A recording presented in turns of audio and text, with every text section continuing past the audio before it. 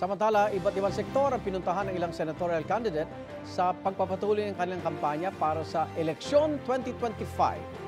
May unang balita si James Agustin. Nasa Iloilo si Amira Lidasan para makipagdialogo sa iba't ibang sektor. Kasama si Congresswoman Arlene Brosas. Naghayag si Atty. Sani Matula ng suporta sa mga magsasaka. Nagbigay naman ng suporta sa mangingisda si Roberto Balyon. Gayon din si Heidi Mendoza na dumalo virtually sa pagtitipon. Sa Quezon City, inilatag ni Manny Pacquiao ang advokasiyang pagpapalakas sa small businesses. Binisita ni Kiko Pangilinan ng isang bangus processing facility sa Dagupan. Pinuri ni Ariel Querubin ang pagganda ng turismo sa Misamis Occidental. Kinilala ni Senator Francis Tolentino ang ambag ng kababaihan sa lipunan. Sabi ni Benhur Abalos, kailangang palakasin ang local government code. Libre at dekalidad na health service ang isinulong ni Alin Andamo. Isinulong ni Bam Aquino ang pagpapalakas sa paglikha ng trabaho sa mga lokalidad. Proteksyon sa mga toda at motorista ang inilatag ni Congressman Bonifacio Bosita. Maayos na local governance ang binigyan diin ni Senator Pia Cayetano. Sa Bohol, isinulong ni Atty. Angelo De Alban na taasan ng pondo ng husgado. Nakiisa sa Women's Month celebration sa University of Antique si Modi Floranda. Kasama niya si Mimi Doringo sa pagsusulong sa karapatan ng kababaihan. Ipinaglalaban ni Luke Espiritu ang pagsugpo sa kontraktualisasyon. Si Congressman Rodante Marcoleta formal na inadapt ng People's Reform Party. Patuloy naming sinusundan ang kampanya ng mga tumatakbong senador sa eleksyon 2025. Ito ang unang balita. James Agustin para sa GMA Integrated News. Iniimbestigahan ng Commission on Elections kung totoong may nangyaring pamimili ng boto sa isang campaign rally sa Hong Kong. Sabi ni COMELEC Chairman George Garcia, wala pang kredibilidad ang impormasyong kumakala sa social media sa ngayon. Batay rito, may namigay umano ng 200 Hong Kong dollars o katumbas ng nasa 1,400 pesos sa isang pangampanya roon. Hindi tinukoy kung sinong kandidato o grupo ang sangkot sa umano'y vote buying. Yes po, tayo po'y nakikipag-communicate na sa ating konsulada sa Hong Kong upang makakuha din ng mga balita tungkol dyan sa bagay na yan. Kung meron sana na gustong lumantad at magsabi na sila ay inoferan, binigyan, mas maganda po yan, mas mapapadali yung ating ginagawang pagsasaliksik tungkol sa bagay na yan. Mamayang hapon, inaasahang uuwi sa Pilipinas si dating Pangulong Rodrigo Duterte mula Hong Kong.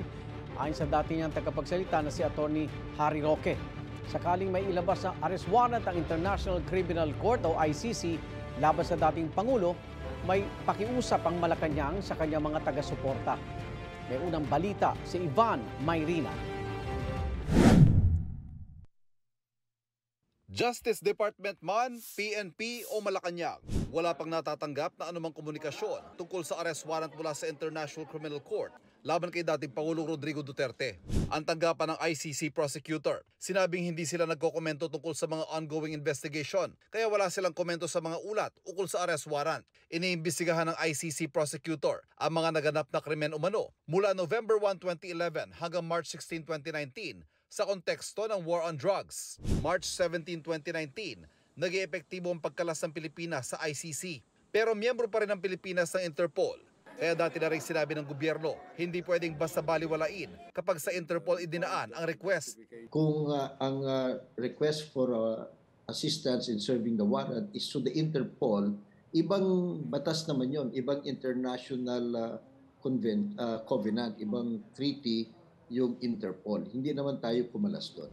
Kung magkaroon man ng komunikasyon ng ICC o Interpol, sabi ng palasyo, handa naman po ang law enforcement agencies natin kung kinakailangan po na iserve yung warrant of arrest because of the request of Interpol. Handa rin daw ang pamahalaan na pigilan ang anumang kaguluhang maaaring idulot ng pagsisilbi ng warrant of arrest laban sa dating Pangulo. At ngayon pa lang, may pakiusap na ang palasyo sa kanyang mga taga-suporta. Pipigilan po natin magkagulo. Ang gagawin lamang po talaga natin ay kung ano yung naaayon sa batas. Huwag na lang po sanang maging matigas ang ulo ng ibang taong bayan para pigilan to, katulad nung nangyari sa panahon po ng pag-aresto kay Pastor Kibuloy.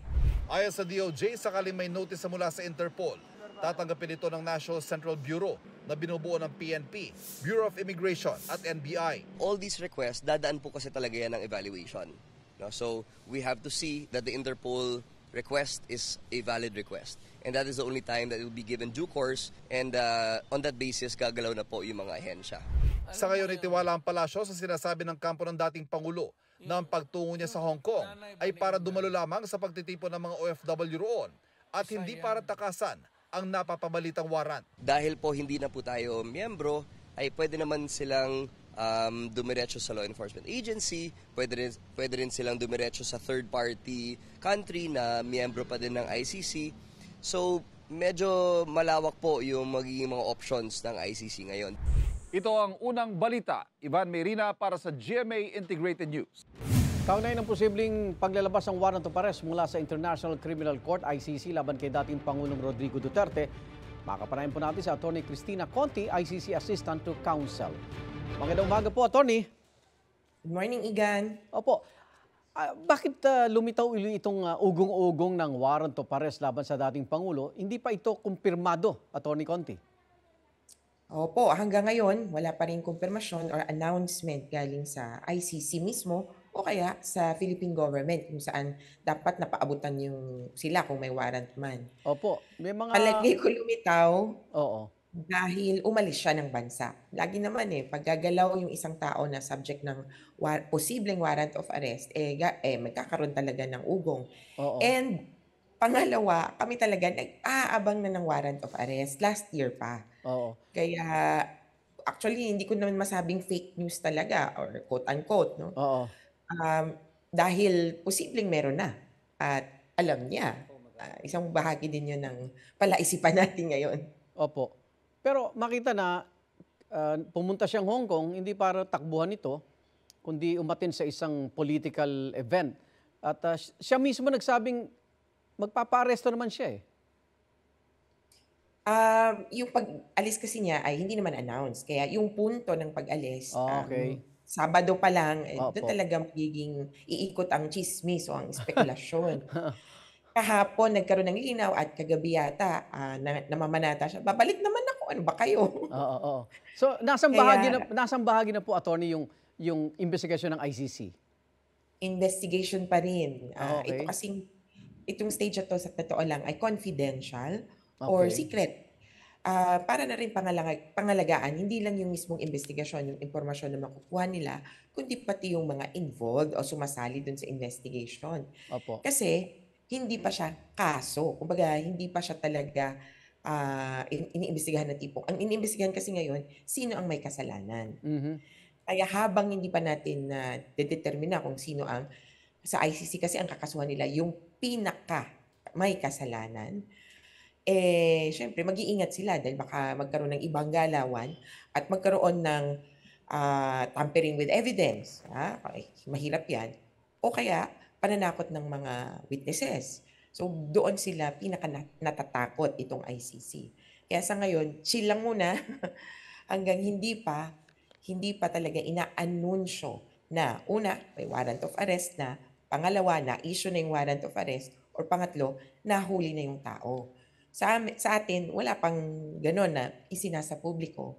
Pero Opo. hindi ko isinasantabi na pwedeng may na-issue na warrant of arrest. Okay, pero naiinip na ho ang dating Pangulo. Pwede ba mangyari yan this month, this year? Paano po?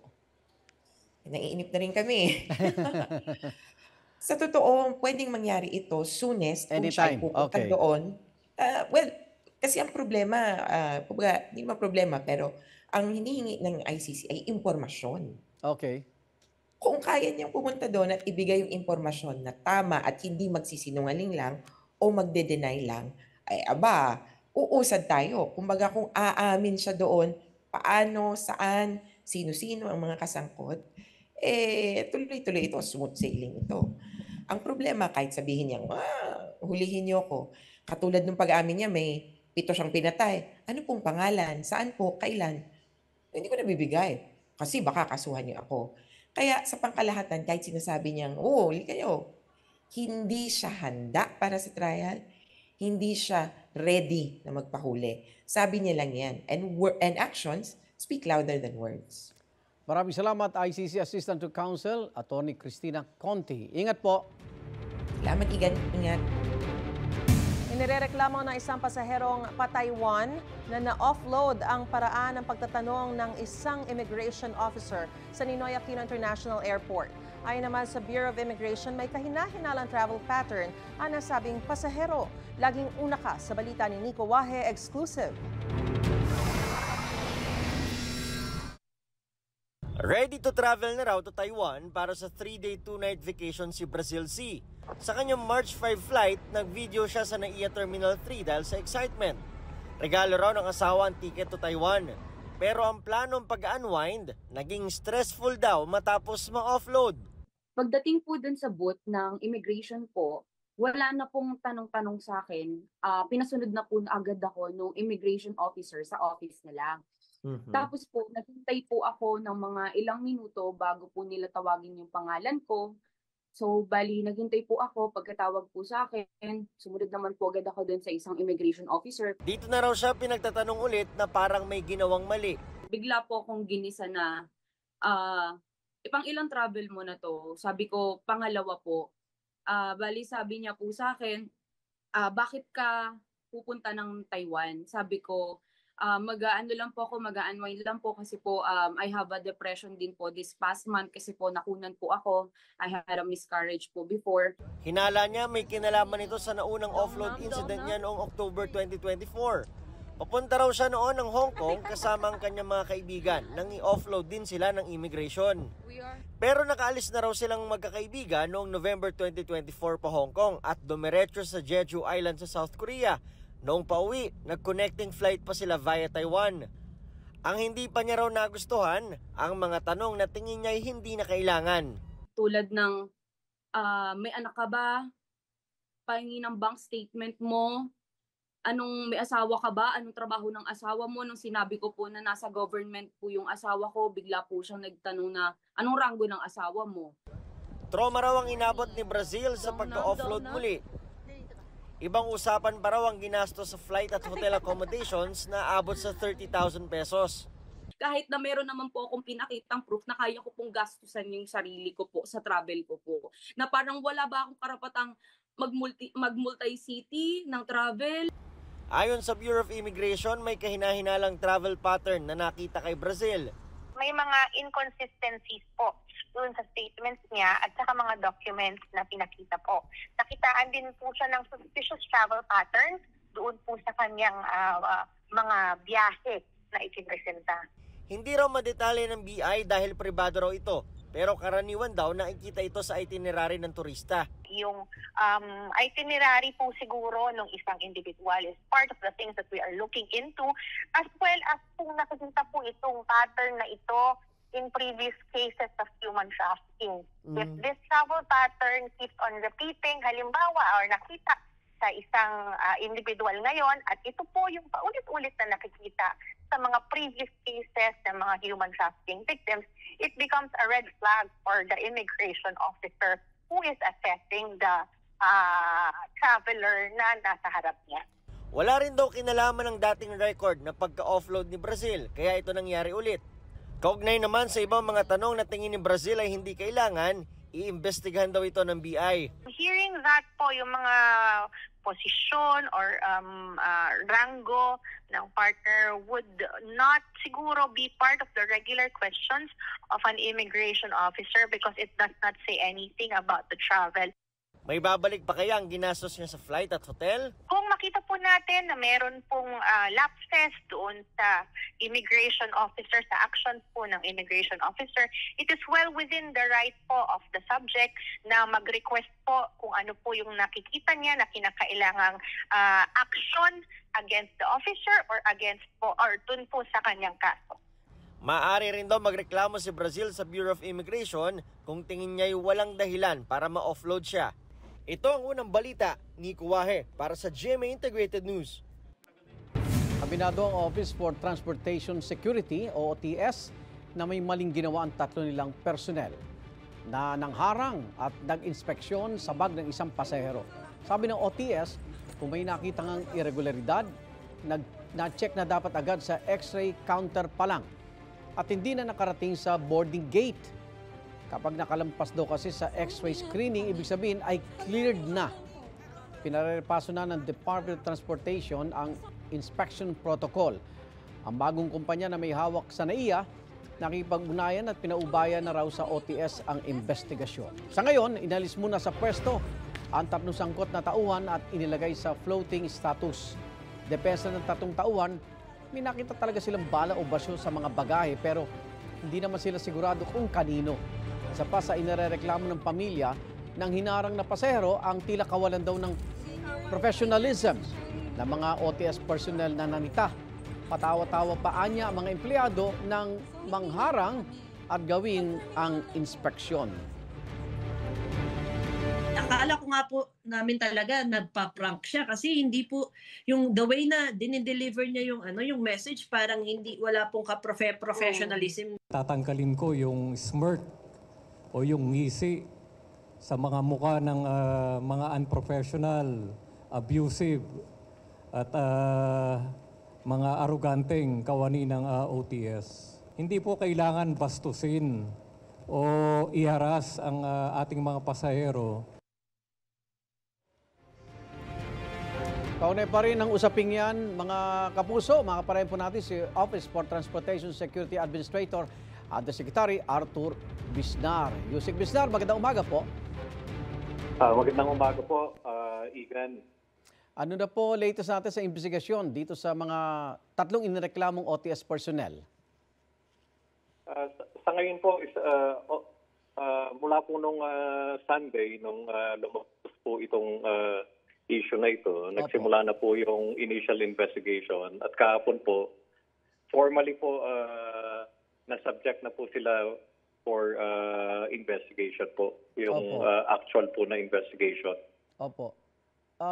Nasabi ho ba nung 3 bakit hindi sila agad na flag o nasita sa unang pagdaan pa lang po sa X-ray machine tulad po ng binabanggit nyo, parang may mali doon? Opo. Inamin naman po nila na nagkaroon po kasi ng delay yung pag-determine ng X-ray operator po natin na meron pong shell po yun, shell casing. Oo. Ang nakita, hindi po actual na ammunition. Okay. Saan ho ba nakapwesto yung 3 OTS? Nandun din ho ba sila sa X-ray machine?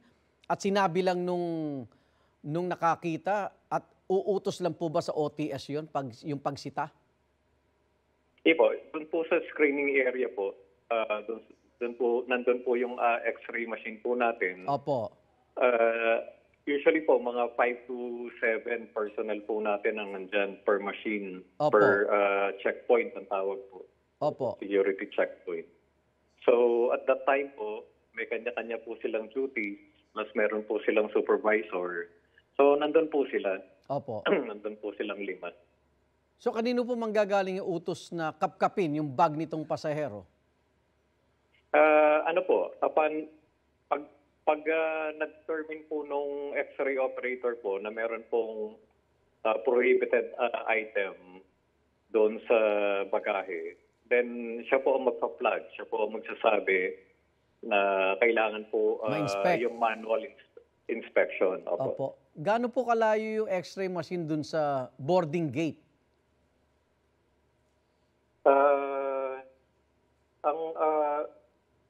Hindi ko po nakuha yung actual na layo. Pero hindi ko po alam. Opo. Hindi ko po alam. Kasi ang nirereklamo po, ba't umabot pa di ho ba sa boarding gate?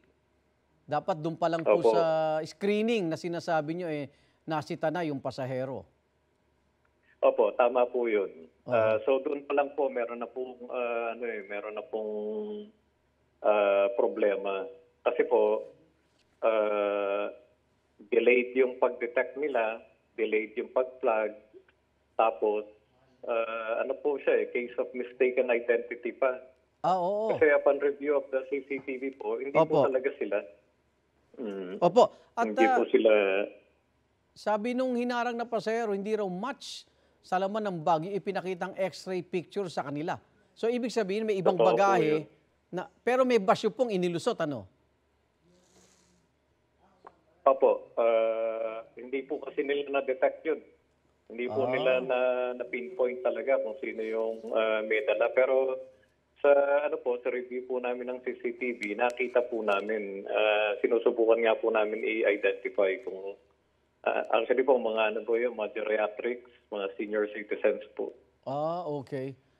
Pero iniiwasan ko kasing tawagin na tanimbala ito eh. Ano ba to? Makukonsider nyo bang kahalintulad dito sa mga, alam niyo na, yung mga naunang insidente dyan sa paliparan? Hindi po. Hindi, In fairness po doon sa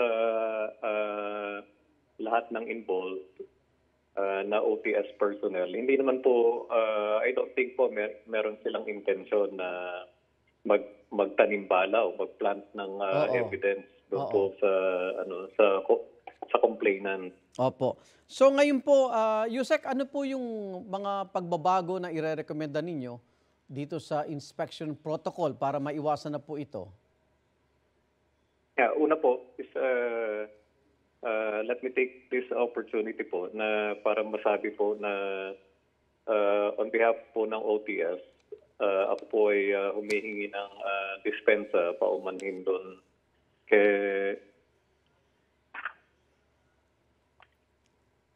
sa biktima?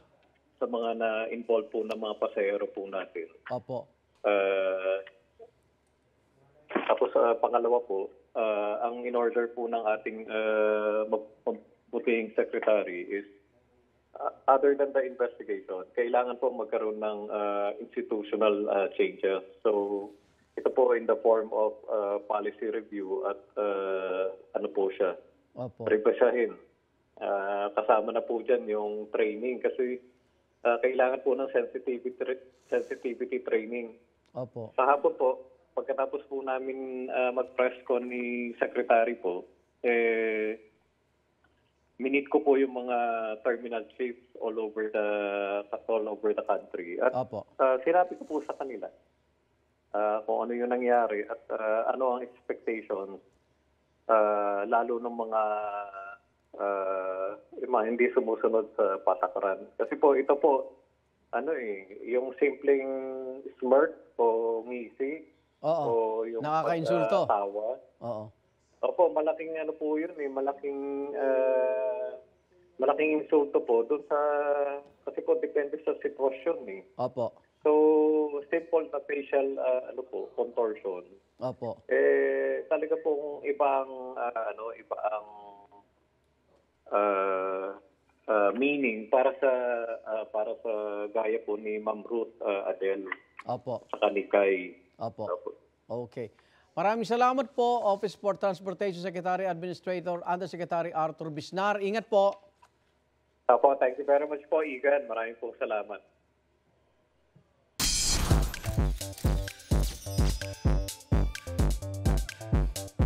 May new winning moment si Mommy Dear star Winwin Marquez.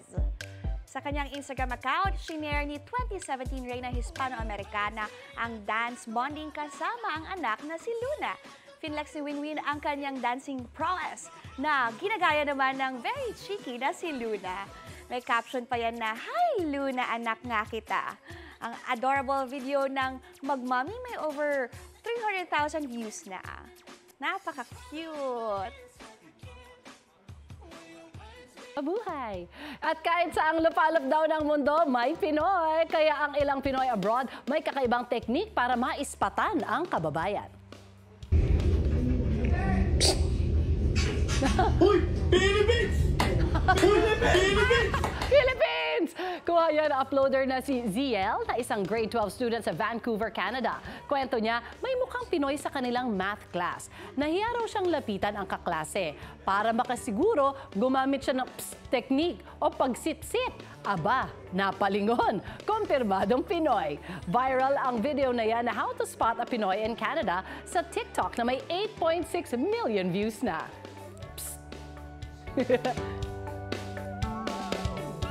Igan, mauna ka sa mga balita. Panoorin ang unang balita sa unang hirit at iba pang award-winning newscast sa youtube.com/GMA News. I-click lang ang subscribe button. At sa mga kapuso abroad, maaari kaming masubaybayan sa GMA Pinoy TV at www.gmanews.tv.